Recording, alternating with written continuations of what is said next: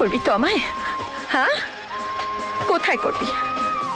মন্দিরে, কোর্টে, নাকি কোনো অন্ধকার ঘরে? বল, বল না।